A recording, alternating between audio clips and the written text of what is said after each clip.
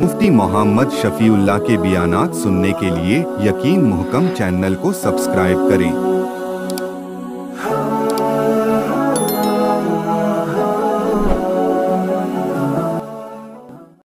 नहमदुहु व नुसल्ली अला रसूलिहिल करीम।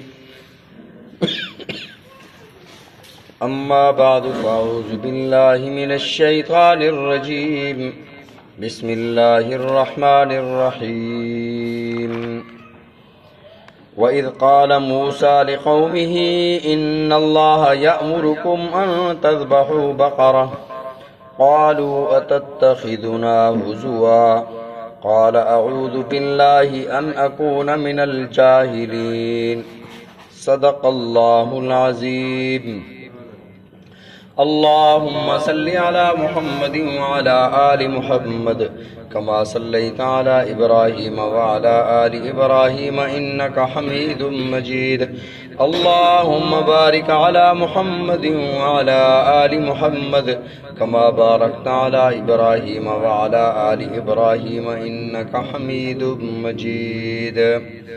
साबिक़ा आयत में अल्लाह रब्बुल इज़्ज़त ने बनी इसराइल की नाशुक्री और बनी इसराइल का अल्लाह का हुक्म न मानने को इरशाद फरमाया गया कि उन्हें हफ्ते के दिन मछली न खाने का हुक्म दिया गया, मछली खाने से मना किया गया, लेकिन वो अपनी हरकतों से बाज न आए। अल्लाह ने उन्हें बंदर और खिंजीर बना दिया। आज की आयत मुबारका में एक ख़ास वाक़या की तरफ इशारा है जिसमें बनी इसराइल लैतुलाल से काम ले रहे थे, अल्लाह के हुक्म मानने में बहाने कर रहे थे। तो अल्लाह रब्बुल इज़्ज़त ने इरशाद फरमाया कि जब मूसा अलैहिस्सलाम ने वइज़ क़ाला, और जब कहा मूसा अलैहिस्सलाम ने लिक़ौमिही अपनी कौम से, इन्नल्लाहा यअमुरुकुम बेशक अल्लाह ताला तुम्हें हुक्म देता है, अन तज़बहू बक़रा के ज़िबा करो तुम एक गाय। क़ालू उन्होंने कहा अतत्तख़िज़ुना ए मूसा क्या तू हमारे साथ मजाक करता है, अतत्तख़िज़ुना हुज़ुआ तू हमारा मजाक उड़ाता है। क़ाला हज़रत मूसा अलैहिस्सलाम ने फरमाया अऊज़ु बिल्लाह मैं अल्लाह की पनाह चाहता हूँ, अन अकून मिनल जाहिलीन कि मैं जाहिलों में से हो जाऊँ। वाक़या ये हुआ कि हज़रत मूसा अलैहिस्सलाम के दौर में एक शख्स का कत्ल हुआ। मुफस्सिरीन कराम रहमहुमुल्लाह के दो अक़वाल हैं। बाज़ हज़रात फरमाते हैं कि किसी ने किसी शख्स की बेटी का रिश्ता मांगा उस शख्स से, उसने इनकार कर दिया और उसने गुस्से में आकर उसे कत्ल कर दिया। और बाज़ मुफस्सिरीन कराम रहमहुल्लाह फरमाते हैं कि एक ऐसा शख्स था, ला वलद था, उसके कोई बच्चे नहीं थे और जायदाद बहुत ज़्यादा थी, और ऐसी सूरत हाल हो तो जायदाद फितना बन जाती है। तो भतीजे ने चचे को वीराने में ले जाकर कत्ल कर दिया ताकि इसकी जायदाद के वारिस जो है हम बन जाएं। जिस बस्ती के पास कत्ल किया था उन बस्ती वालों पर इल्ज़ाम लगाया कि इन्होंने हमारे चचा को कत्ल किया है, इसकी दियत भी दें या कातिल दें, हम क़िसास लेंगे। उन बस्ती वालों ने कहा कि हमने कत्ल नहीं किया, क़सामत हुई। अमल क़सामत ये होता है, इस्लाम में भी ये कानून है कि अगर किसी के कत्ल का पता न चल रहा हो, ऐसे कोई मकतूल है, किसी बस्ती के पास उसकी लाश मिली है, कातिल का पता नहीं चल रहा, तो उस बस्ती में से 50 लोगों को मुंतखब किया जाएगा। वो 50 लोग कसमें खाएंगे कि हमें ना इसके कातिल का पता है ना हमने कत्ल किया है। फिर वो सारी की सारी बस्ती उसकी दियत और खून बहा अदा करेगी, तो सारी बस्ती को उसके कत्ल से फिर बरी और ज़िम्मा समझा जाएगा। बसूरत दीगर फिर वही कातिल समझे जाएंगे जिस बस्ती के आसपास वो मकतूल पाया गया है, क्योंकि उस बस्ती वालों की जिम्मेदारी है कि अपने आसपास इर्द गिर्द की खबर रखे।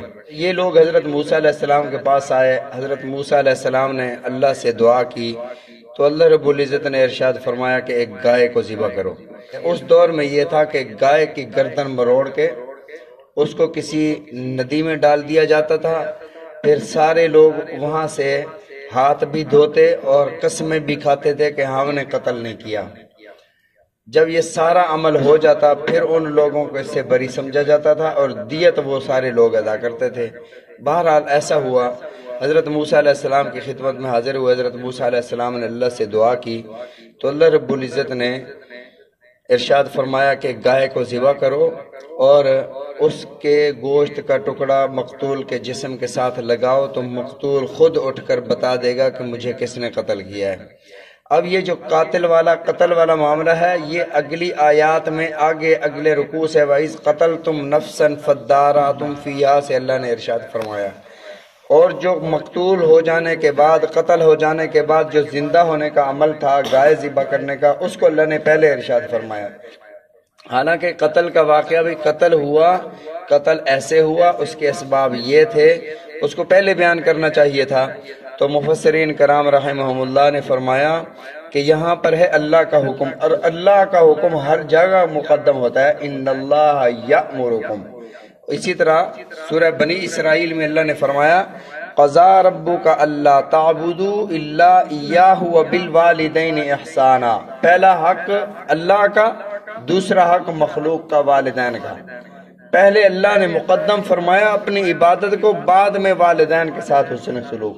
اسی طرح رسول اللہ صلی اللہ علیہ وسلم نے ارشاد فرمایا لا طاعت لمخلوق فی معصیت الخالق، جہاں اللہ کی نافرمانی ہو رہی ہو وہاں مخلوق کی فرما برداری کرنا جائز نہیں ہے۔ مثلا والد کہتا ہے نماز نہ پڑھو، والد کہتا ہے داڑھی کٹوا دو، والدہ کہتی ہے بچی سے پردہ نہ کرو۔ اب یہاں پر اللہ کے احکامات کے مقابلے میں والدین کا حکم ہے، والدین کا حکم ماننا بھی فرض ہے، اللہ کا حکم ماننا بھی فرض ہے۔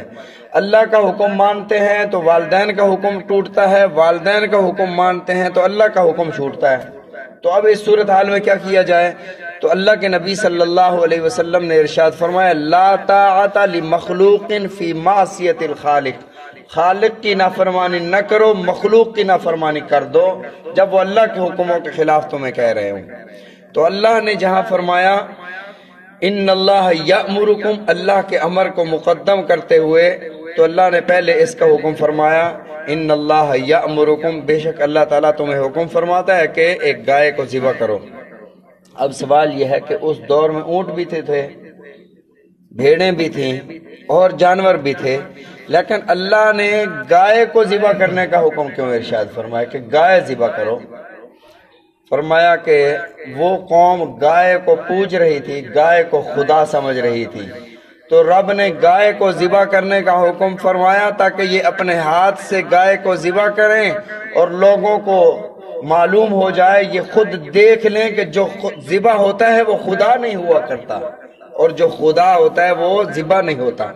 فرمایا کہ وَإِذْ قَالَ مُوسَىٰ لِقَوْمِهِ، اور جب موسیٰ علیہ السلام نے اپنی قوم سے فرمایا کہ اللہ تمہیں حکم فرماتے ہیں کہ ایک گائے ذبح کرو اور اس کا گوشت لگاؤ مقتول کے ساتھ تو یہ زندہ ہو کر بتائے گا کہ مجھے فلاں نے بتایا۔ اب ایک اور سوال ہے کہ اللہ تعالیٰ نے بذریعہ وحی حضرت موسیٰ علیہ السلام کو کیوں نہیں بتا دیا کہ فلاں قاتل ہے؟ گائے ذبح کرنے کا حکم کیوں ارشاد فرمایا؟ اس لیے کہ یہ قوم ہی ایسی تھی۔ موسیٰ علیہ السلام نے کہا تھا نا کہ حتتن کہتے ہوئے جاؤ، اللہ فرماتے ہیں اس بستی میں داخل ہو جاؤ۔ انہوں نے کہا میرے موسیٰ کو بات بھول گئی ہے، اللہ نے فرمایا ہوگا حنتتن، ہمیں تو گندم چاہیے، تو یہ وہی قوم تھی۔ پھر انہوں نے بہانے کرنے، تو اللہ نے فرمایا پھر اسباب کی طرف ہی لگا دو تاکہ گائے ذبح کر کے انہیں کوئی اعتراض نہ ہو۔ یہ کیسے ہو سکتا ہے جی؟ یہ موسیٰ علیہ السلام نے اپنی طرف سے کیا تھا۔ یا یہ بھی کہہ سکتے ہیں کہ یہ اصل میں تھا زندہ، یہ ایسے پڑا ہوا تھا، جیسے ہی ہم نے کہا نا موسیٰ علیہ السلام سے تو یہ خود اٹھ کر کہا کہ اس نے مجھے قتل کیا، بعد میں یہ خود مرا ہے، یہ ہارٹ اٹیک ہوا ہے اسے۔ تو کئی باتیں بنا سکتے تھے، تو اللہ نے فرمایا کہ بھی گوشت لگاؤ اس کو، یہ زندہ ہو کر بتائے گا، اسباب ان کے سامنے ہوں گے، تو اس لیے گائے ذبح کرنے کا حکم ہوا۔ آگے فرمایا اتتخذون ہزوا، انہوں نے حضرت موسیٰ علیہ السلام سے کہا موسیٰ کیوں ہمارا مذاق اڑاتے ہیں؟ بھلا ایک گوشت لگانے سے بھی بھلا زندہ ہوتا ہے کوئی انسان؟ حضرت موسیٰ علیہ السلام نے جواب دیا اعوذ باللہ، میں اللہ کی پناہ چاہتا ہوں، ان اکون من الجاہلین، کہ میں جاہلوں میں سے ہو جاؤں، میں جاہلین جیسے کام کروں۔ معلوم ہوا کسی کا تمسخر، کسی کا مذاق اڑانا یہ جاہلوں کا کام ہے، اور اللہ نے سورہ حجرات میں خصوصاً عورتوں کو الگ منع فرمایا، مردوں کو الگ منع فرمایا۔ یا ایھا الذین آمنوا لا یسخر قوم من قوم عسى ان یکونوا خیرا منہم، کسی کا تمسخر، کسی کا مذاق نہ اڑاؤ کہ اس کی عزت نفس خراب ہو۔ عین ممکن ہے کہ جس کا تم مذاق اڑا رہے ہو وہ اللہ کے ہاں تم سے زیادہ مرتبہ پا چکا ہو، اللہ کے ہاں وہ تم سے بہتر ہو۔ اور اسی طرح الگ سے عورتوں کو حکم دیا گیا۔ اور ہماری مذاق بھی شروع یہاں سے ہوتی ہے کہ ایک بندہ اپنے دوست کی مذاق اڑائے، اس کا تمسخر کرے اور اس کی بے عزتی کرے، باقی اس پر ہنسیں، مذاق اڑائیں، تب ہمارا مذاق پورا ہوتا ہے۔ تو اللہ نے اس سے منع فرمایا۔ رسول اللہ صلی اللہ علیہ وسلم بھی خوش طبع فرمایا کرتے تھے، صحابہ کرام رضوان اللہ علیہم اجمعین بھی، لیکن کسی کی دل آزاری نہیں ہوتی تھی۔ نبی علیہ الصلوۃ والسلام سے صحابہ نے پوچھا یا رسول اللہ آپ بھی خوش طبع فرماتے ہیں؟ آپ نے فرمایا لا اقول الا حقا، میں تو صرف حق بات کہتا ہوں۔ مثلا ایک بوڑھی عورت آئی نبی علیہ الصلوۃ والسلام کی خدمت میں، عرض کیا یا رسول اللہ صلی اللہ علیہ وسلم دعا فرمائے میں جنت میں جاؤں۔ آپ نے فرمایا تو بوڑھی تو جنت میں نہیں جائیں گی۔ اب وہ پریشان ہو گئے، رونے لگے کہ بوڑھی عورتیں جنت میں نہیں جائیں گی۔ آپ نے فرمایا وہ بوڑھی نہیں جائیں گی، جوان ہو کے جائیں گی۔ اب یہ حق تھا۔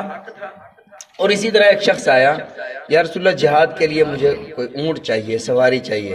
آپ نے فرمایا میں تمہیں اونٹ کا بچہ دوں گا۔ وہ یا رسول اللہ میں اونٹ کا بچہ لوں گا، اس کو پالوں گا، اس کو بڑا کروں گا، تب جہاد میں، تب تو میں خود بوڑھا ہو کے مر جاؤں گا۔ آپ نے فرمایا کہ میں اونٹ کا بچہ دوں گا تو ہر اونٹ کا بچہ ہی تو ہوتا ہے۔ تو یہ رسول اللہ صلی اللہ علیہ وسلم کی خوش طبعی تھی، یہ مذاق۔ اسی طرح حضرت علی رضی اللہ تعالیٰ عنہ، حضرت ابو بکر صدیق، حضرت عمر رضی اللہ تعالیٰ عنہ، تینوں جا رہے ہیں۔ حضرت علی کا قد چھوٹا تھا، حضرت عمر اور حضرت ابو بکر کا قد بڑا تھا۔ اب حضرت عمر رضی اللہ تعالیٰ عنہ فرمایا علی تو ہمارے درمیان ایسے ہے جیسے لنا کے اندر نون ہوتا ہے، جس طرح لام بڑا ہوتا ہے لکھے ہوئے، اور ادھر سے الف لنا میں الف بڑا ہوتا ہے، سینٹر میں نون چھوٹا سا نیچے ہوتا ہے۔ تو فرمایا علی تو ہم میں ایسے ہے جیسے لنا کے اندر نون ہے۔ تو حضرت علی رضی اللہ تعالیٰ عنہ بڑے حاضر جواب تھے، فرمایا اس نون کو اگر نکال دو نا تو باقی بچ جاتا ہے لا۔ لا کا معنی ہوتا ہے نہیں، اس کا مطلب اس نون کے بعد تم بھی کچھ نہیں ہو، علی بیچ میں سے نکل جائے تو تم بھی کچھ نہیں ہو۔ یہ مذاق تھے ان کے، یہ خوش طبعی تھی ان کی۔ ایسے بے شمار واقعات ہیں۔ نبی علیہ الصلوۃ والسلام، حضرت عمیر رضی اللہ تعالیٰ عنہ کی چڑیا مر گئی، چڑیا پالی ہوئی تھی وہ مر گئی، تو آپ نے فرمایا یا ابا عمیر ما فعل النغیر، وہ تیری چڑیا کو کیا ہوا؟ تیری چڑیا مر گئی ہے۔ اب وہ مزید رو رہے ہیں یا رسول اللہ میری تو چڑیا مر گئی ہے۔ تو نبی علیہ الصلوۃ والسلام کی یہ خوش طبعی تھی، یہ مزاح تھا۔ اور ہمارا کیا مزاح؟ ہم ایسا مذاق اڑانا کہ اس کا دل ٹوٹ جائے، اس کی دل آزاری ہو جائے، یہ جاہلوں کا کام ہے۔ اور اسی کو حضرت موسیٰ علیہ السلام نے فرمایا میں اللہ کی پناہ چاہتا ہوں ان اکون من الجاہلین، کہ میں جاہلوں میں سے ہو جاؤں۔ اللہ تعالی ہم سب کو قرآن مجید سمجھنے کی، عمل کرنے کی توفیق عطا فرمائے۔ رسول اللہ صلی اللہ علیہ وسلم کے فرامین سمجھنے کی، عمل کرنے کی توفیق عطا فرمائے۔